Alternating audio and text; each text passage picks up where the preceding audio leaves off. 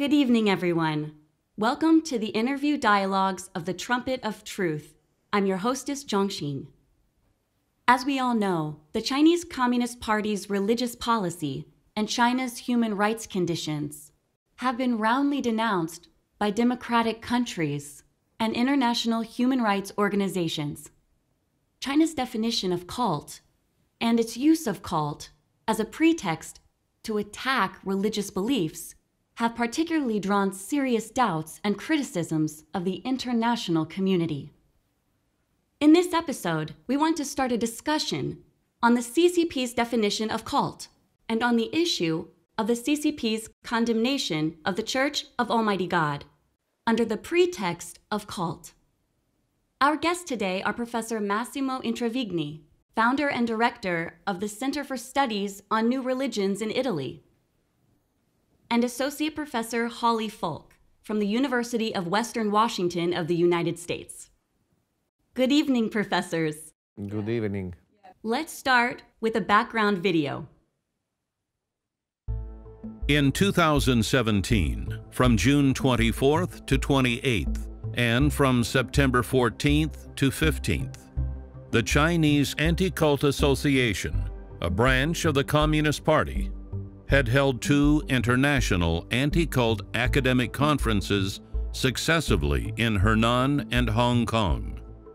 The central theme of the conferences was to discuss about the CCP's definition of cults and why the Church of Almighty God had been condemned as a cult organization by the CCP. The CCP's media outlets, Kaifeng Network and others, reported about the June conference. A report captioned "American and Italian experts attended Zhengzhou Anti-Cult Academic Conference," claims that experts expressed that from this research study, sufficient understanding has been gained on China's religious and anti-cult policies, dispelling previous misunderstanding about the issues of cults in China. At the same time, the conditions of religious belief in China are observed to be favorable. The grassroots freedom of belief is well protected. It was the Western society's lack of understanding about China's religious policies that had given rise to the earlier misunderstanding. Professors, both of you have been invited to participate in the 2 conferences as expert scholars. So, what are your opinions on the contents of the report by the CCP's media on the June conference? Well, I believe the article reflects the perception of what happened from a Chinese side, but our perception is probably very much different. Surely, by going to these conferences, we gained a better understanding of what Chinese law says about sijiao. By the way, we prefer not to translate as cults, as in the academic community, the word cult is no longer used in the West. And we understood the decisions of the Supreme Court and the administrative policy about the sijiao. But we also conveyed very clearly to the Chinese participants to these conferences that we do not agree with this policy. We do not agree with the very vague definition of sijiao.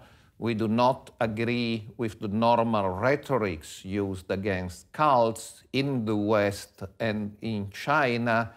And we believe that the situation prevailing in China, both about sijiao and about all forms of unauthorized religion, actually constitutes a very serious danger for religious liberty and a serious breach of the international obligations China signed under international conventions. Now, that should not be new for the Chinese side because they were told in so many words during the conferences. Well, it is true that we went to China And I don't think I can endorse any statement or any aspect of the statement in the press release.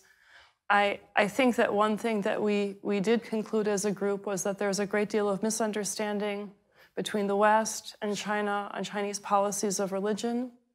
And I think it's unfortunate that there were many missed opportunities for understanding. We did not have a lot of access to talk to people.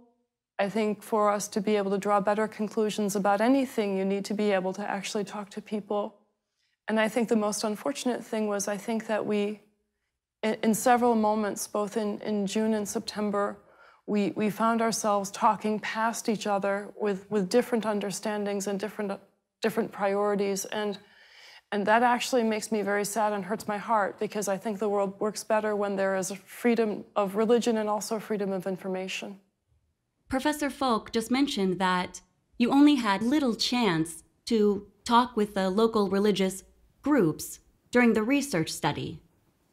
In another report by the CCP's media, we read that by arrangement of the relevant CCP departments during the conference, the invited delegates traveled deep into Zhengzhou, Kaifeng, Shangshu, Xinyang, and other places, made extensive contacts with local religious groups and individuals, and conducted an in-depth research. Since both of you have attended the conference, how do you feel about what was stated in this report about the research activities? Well, it's unfortunately not true that we were allowed to do a deep research. That's too good for us. We did some religious tourism. We visited the Shaolin Monastery and some other monasteries. We visited one single three-cell church and a tiny remnant of a Jewish community in Kaifeng. So we cannot say that we know more than before after this trip about, say, the house churches, because we didn't visit any. We cannot say that we know more about the common believers, because we didn't interview any. So we saw one small part of the official religious scene, but we didn't see any part of the non-official religious scene. The CCP invited you to do research study, but didn't let you contact any house church or interview the Christians at any house church.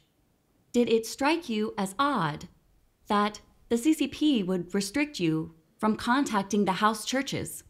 If there is really freedom of belief in a country, why aren't foreign academic experts allowed to interview and contact the house churches? What is the CCP's purpose for doing this? In fact, there is no religious freedom in China. All house churches have met brutal suppression and persecution. The conditions of the religious belief in China have been worsening in recent years. After Xi Jinping came to power, under the banner of sinicization of Christianity, the CCP has wantonly arrested and severely sentenced those priests and rights defense lawyers who resisted the demolitions of the cross, using all kinds of methods to ban and persecute Christian house churches, especially the Church of Almighty God. For the conditions of religious belief in China, the United States has repeatedly complained and considered that the Chinese Communist Party seriously violated international law regarding freedom of belief. In the International Religious Freedom Report for 2016, released by the United States Department of State in August this year, China was listed under countries of particular concern for the 18th consecutive year. Many human rights organizations and human rights experts have also condemned the CCP for its persecution of religious beliefs that has reached maniacal and hysterical levels. Under this backdrop, the CCP invited renowned Western scholars and professors to China and held 2 international anti-cult academic conferences. So, what do you think the CCP's purpose and motives were? I can only make some educated guesses. Of course, one guess is they really wanted to hear different opinions. That's the good interpretation of the events. And the worst interpretation is they just wanted to take pictures with us. And then say, you see, we are so good that we even invite Western experts. So we hear all the opinions, and then there are all the other possibilities in the middle. Your answer is very humorous. The CCP has always focused on propaganda. In an internal secret document of 2017 about striking against the cults, the CCP stated, "Mobilize influential voices of American and Western experts, scholars, journalists, and patriotic immigrant leaders to generate favorable media comments overseas." The intention of the CCP's statement is obvious. It wants to use the voice of the Western media to create the basis for public opinions for the CCP's religious suppression. One of the themes of the two conferences held by the CCP is to discuss about the definition of cult. Professor Introvigne, you are an internationally renowned expert on new religious movements who has studied the definition of cults for more than 30 years. You are an authority in this area. You have also mentioned before that the CCP's definition and policy of cults poses a serious threat to the freedom of religion. So, how do you see the CCP's definition of cults? Well, I believe cult is an old word.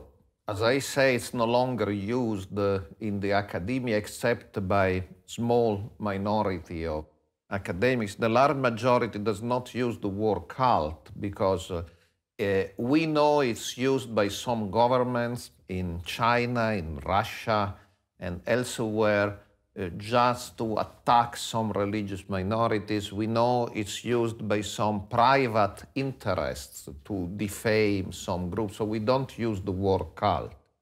I will personally advise those speaking Chinese to translate Xie as criminal religious movement, not as cult, because cult is a word which creates a lot of misunderstandings in the West. So criminal religious movements are religious groups which systematically, not only once, advocates or justify or promote common crimes. By common crimes, I would exclude the crime of being a cult. That's Article 300 of the Chinese Criminal Code, but that's not a real crime. It's an imaginary crime. I'm speaking of very real crimes such as rape, terrorism, homicide, even gross economic crimes such as international money laundering or international tax evasion. These are real crimes. And if a religious group systematically advocates and practices these crimes, terrorism, violence, rape, child abuse, international economic crimes, this is a criminal religious movement. I would strongly advise, and that's what I did in the conferences, everybody interested in the issue of Xie in China to abandon the old category of cult and to focus on criminal religious movements. And the test is, can we prove that they committed common crimes such as terrorism, rape, child abuse, violence, etc. That's the test. And commit systematically. Mm-hmm. Professor Falk, what do you think? I think at this point, new religious movement scholars agree that the word cult is almost always reserved and used for a religion somebody does not like. Cult is a label that a group in power uses to disempower a group that they want to put outside of society. And that also, I think, is very unfortunate.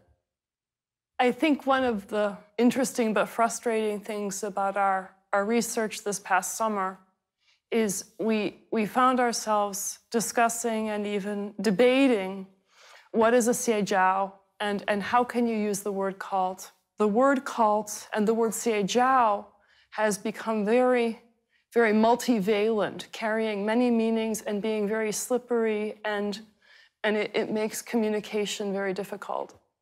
This was, in all seriousness, I think, the primary point of discussion when we were in China in our summer meetings, that we burned through an enormous amount of time simply arguing over definitions, and I think that that's unfortunate. Well, it's unfortunate, but it's also the crucial point. I mean, I have been in the year 2011 the representative for combating religious intolerance of the Organization for Security and Cooperation in Europe. That's a sovereign international organization of 57 states, not including China, but including Russia, United States, Canada, and all the European nations. And based on this experience and on 30 years of research, I believe that towards religion there are two attitudes. The totalitarian and non-democratic states will punish people based on their beliefs. Say, we don't like what you believe, you go to jail. And the democratic societies and the governments that really respect the international conventions on religious liberty will only punish people on the basis of behavior. You kill somebody, you go to jail. That's okay. Even if you are a member of a religious group, that's not an excuse. You organize the terrorist attack, you say God told you to do so, you go to jail. You rape people, you abuse children, even if you say God told you to do so, you go to jail. But democratic states will only punish people for behavior, for what they did. Non-democratic states punish people for their belief. And that's all the difference between democracy and totalitarianism. In a democracy, nobody goes to jail because of his or her beliefs. Yes, both of you professors have deciphered the CCP's true purpose in defining cult. By labeling the churches it cannot control, the CCP implements brutal suppression on them under the pretext of cracking down on cults. This is a consistent practice by the Chinese Communist authorities to maintain their dictatorship. There are countless Christians who are hunted and rendered homeless by the CCP. Professors, other than China, are there any governments in the West that convict certain sects as cults? Yes, I believe there is a big difference, though. I'm very critical.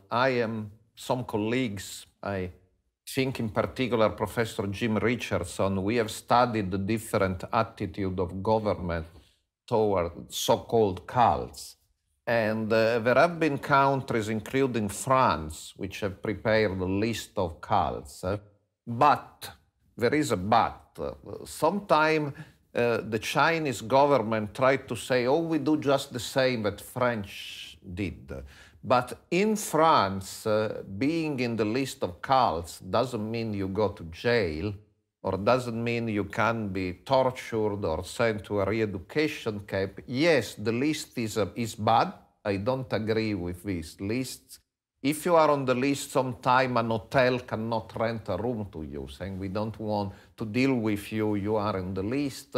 Sometimes you can have problems in buying television space for your advertisements, but nobody goes to jail normally. So that's the big difference with China. The situation in China can be compared to the situation in Russia, because Russia has recently constructed, through a number of decisions of the Supreme Court, a category of extremist religious organization, which is very similar in vagueness to Xiejiao in China. But it is also true that Russia has been condemned by the European Union, the United Nations, the Organization for Security and Cooperation in Europe because of its policy against so-called extremist religious organizations. And I believe it will be in the best interest of the Chinese government not to be associated to this international vituperation against Russia, which is going on right now. Of course, it's also true it's in the best interest of the Russians to associate the Chinese, to find some friends who say, oh, we do the same. But I believe that's in the interest of Russia, but it's not in the interest of China, because Russia has now a horrible international image from the point of view of religious liberty. And so if the Chinese were wise, they will try to not to be associated with Russia in this respect. Professor Introvigne, you mentioned that there are several countries that convict religious groups. It is really unfortunate. However, the CCP still uses the cult label to legitimize its practice of persecuting religious beliefs. As early as 1995, the CCP had included the Church of Almighty God and other Christian house churches in the so-called cult list, of which the Church of Almighty God is one of the most persecuted religious groups by the Chinese Communist government. Another theme of the CCP's two conferences was the Church of Almighty God, in which the CCP claimed that one of the main reasons for convicting the Church of Almighty God was the McDonald's homicide case of Zhaoyang Shengdong. Let's take a brief look at this case. On May 28, 2014, at a McDonald's fast food restaurant in Jiaoyuan, Shandong, Zhengli Dong and 5 other people were asking customers on premise for their telephone numbers. A female customer who refused to provide her telephone number was killed. After the incident, the CCP swiftly laid the blame on the Church of Almighty God.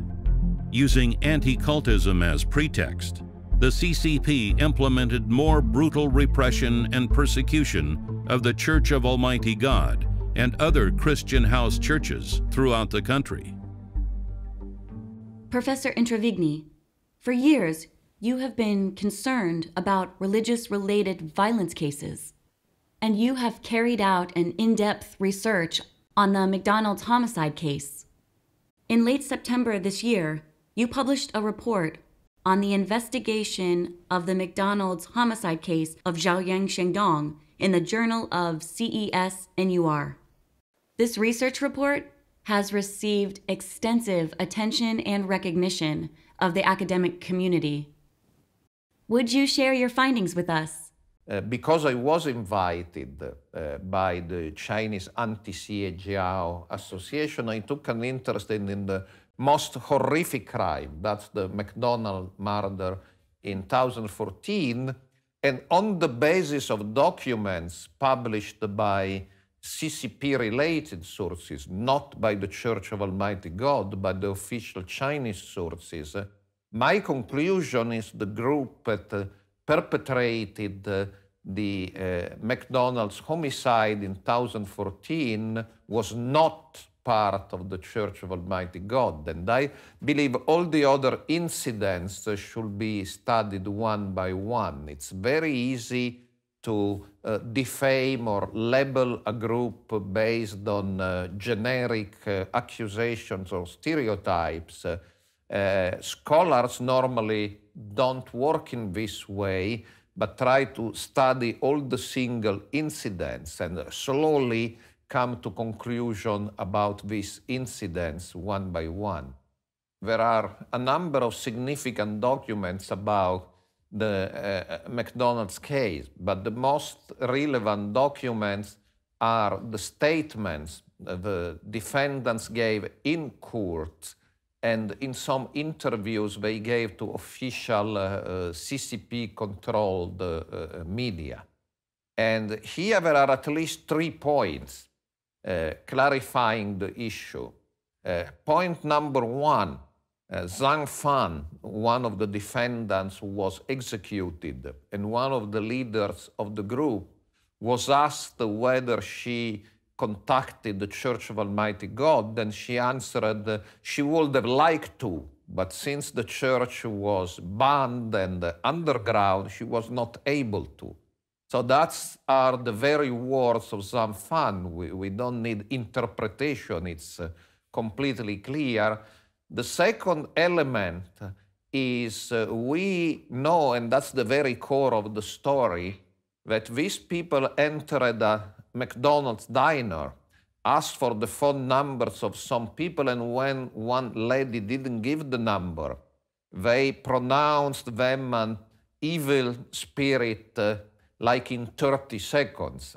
Now, for those who know the Church of Almighty God, your criteria for recognizing an evil spirit are very complicated, and surely nobody in the Church of Almighty God will recognize an evil spirit, let alone take dramatic action against it in 30 seconds.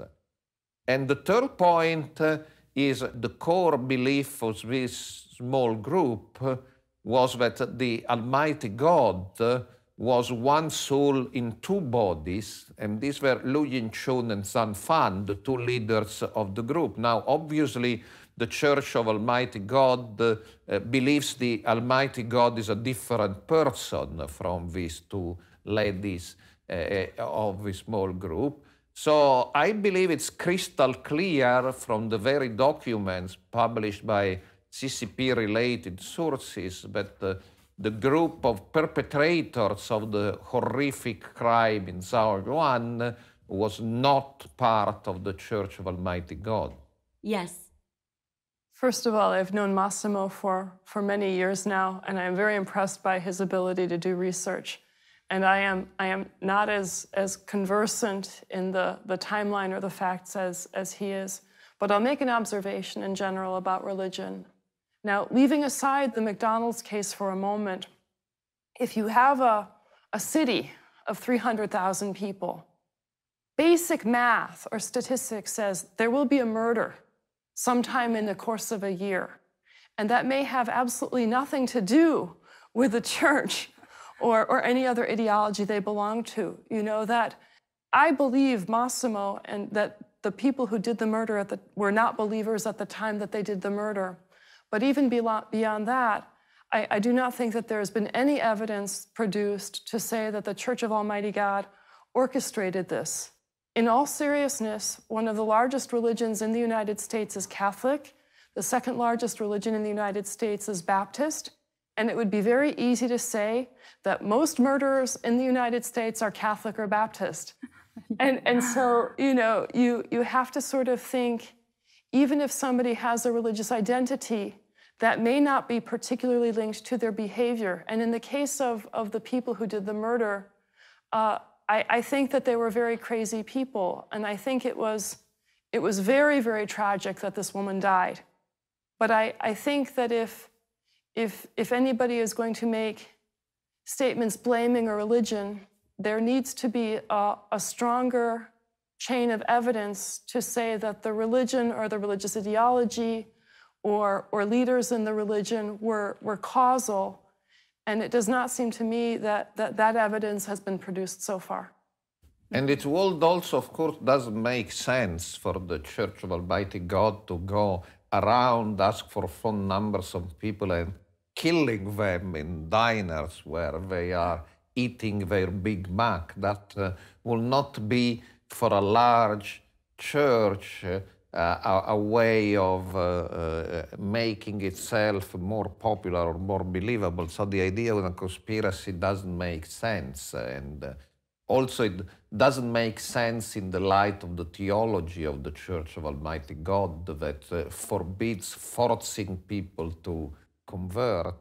I believe the only possible connection is they read some books of the Church of Almighty God. We don't even know this for sure because they quoted the wrong titles during the trial. But as I said, if they did, when asked whether they had physical contact with the Church of Almighty God, one of the main defendants said we could not find the church. So she, Zhang Fan, denied they had any physical direct contact. Perhaps they read some books, but that we cannot know for sure.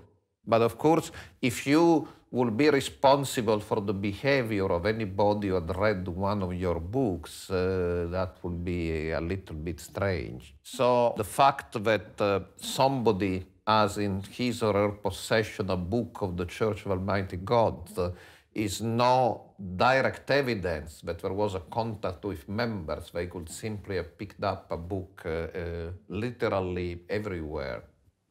Yes.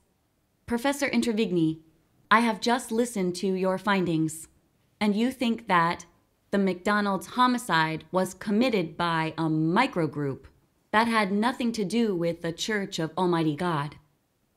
The perpetrators clearly stated that they had never come in contact with the Church of Almighty God. The ways that those criminals operated were completely different from the theology and principles of the Church of Almighty God. The Almighty Gods that Zhang Lidong and others referred to were Zhang Fang and Lu Yingxin of their small group, not the Almighty God witnessed by the Church of Almighty God. The facts are very clear. The Church of Almighty God did not have anything to do with the McDonald's homicide, but the Chinese Communist government insisted on linking the perpetrators of the McDonald's homicide with the members of the Church of Almighty God. So, professors, what do you think the CCP's purpose was in doing so? Well, I don't know. I'm not in the mind of the CCP, but I believe one interesting fact is that the persecution of the Church of Almighty God by the CCP started long before the McDonald's murder and even some other incidents which are sometimes mentioned. So the persecution started for different reasons. I believe the persecution started because within a general policy of hostility to religion, your religion was perceived by CCP as particularly dangerous. And once the persecution was started, these critical incidents were used to reinforce and to justify the persecution. So the McDonald's murder was a convenient opportunity to justify the persecution, but the persecution started long before. So sometime in reading even some, I would say, gullible Western media, which bought a very simple propaganda coming from China, it seems that the sequence of events was as such. First, you committed the horrific McDonald's murder, and because of this second, the Chinese authorities started putting your members in jail. But in fact, it's the other way around. The Chinese authorities were putting your members in jail for more than 10 years when the McDonald's murder happened. And so the McDonald's murder was used as a justification or support to explain to the world why your members were being put in jail or re-educated in labor camps or wards. Yes. Since the founding of the Church of Almighty God, the Chinese Communist government has not desisted in persecuting the Church of Almighty God. According to incomplete statistics, just between 2011 and 2013, more than 380,000 Christian members of the Church of Almighty God had been arrested for normal religious activities, such as gathering and preaching the gospel. On the third day after the McDonald's homicide, before the case had even been heard, China's Ministry of Public Security used the May 28th McDonald's homicide case as a pretext and openly announced to take special rectification action against the Church of Almighty God, even deploying the armed police and regular troops to conduct arrest of Christians of the Church of Almighty God.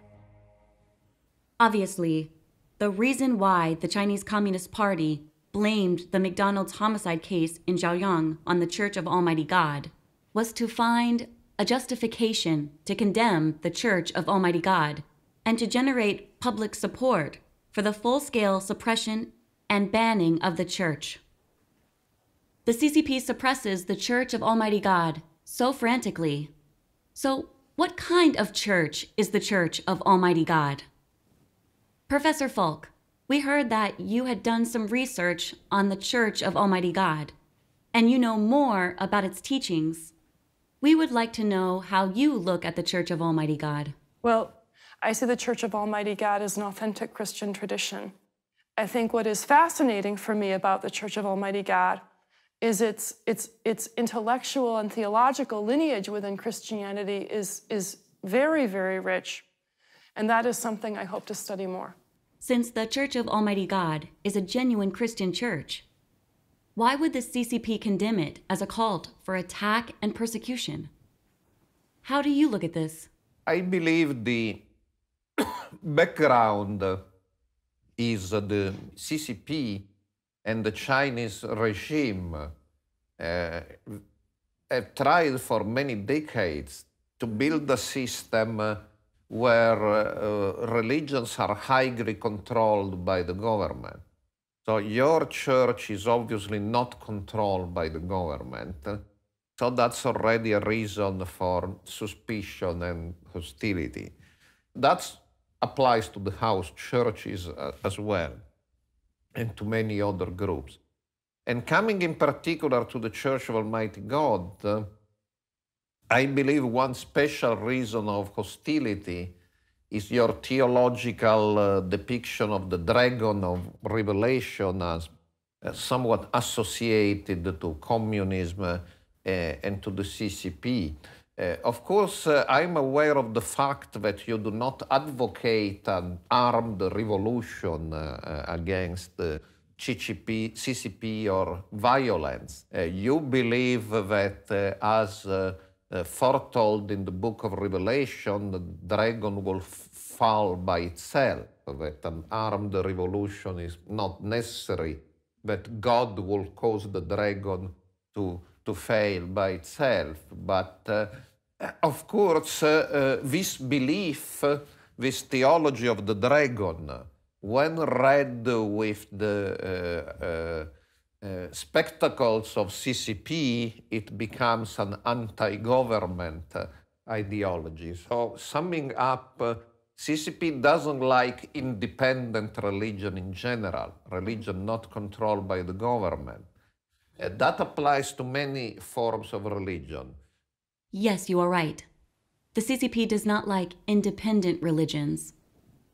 On the question of how it treats religions, although freedom of religious belief is openly written in China's national constitution, what's written in the CCP's internal program is to restrict, transform, and ultimately eliminate all religions. After Xi Jinping took power, he promoted Sinicization of Christianity, implemented maniacal suppression and banning of Christian and Catholic groups. Could this be the real purpose of Sinicization of Christianity? It's very clear that the purpose behind China's Sinicization of Christianity is absolutely not about promoting religious freedom. Instead, the real purpose seems to be banning Christianity and building an atheist region out of China. Could Sinicization of Christianity mean thoroughly banning Christianity and turning China into an atheist region? Will the term Sinicization of Christianity stand? How do experts like you look at it? Well, it goes back to what I said before. It doesn't really matter if those in power are atheistic or Catholic or Muslim.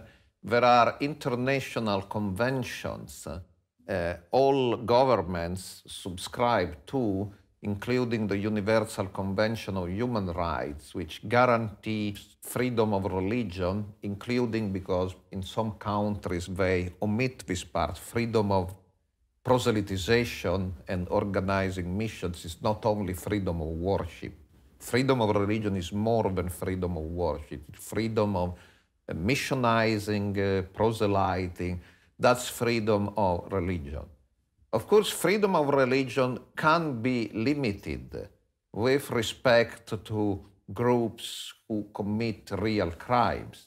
If a group is a terrorist organization, let's say Al-Qaeda or ISIS, of course they are not protected by freedom of religion.